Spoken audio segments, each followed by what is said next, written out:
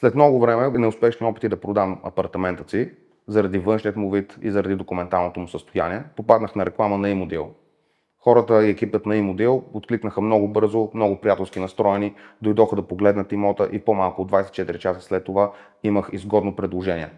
Предложение, което ме устройваше, предложение, което беше сходно с цените на пазара, беше ми оставено свободно време да се изнеса от имота. Всичко се случи много спокойно, сроковете бяха много дълги и комфортни за мен и семейството ми, за да освободим имота. Сумата беше изплатена в обещания срок, нещо, което много други компании на пазара за недвижими имоти предлагат и обещават, че могат да направят, но никога не се стига за предложение за директно изкупуване. Предложението им беше много адекватно спрямо имотите на пазара, каквито са в момента.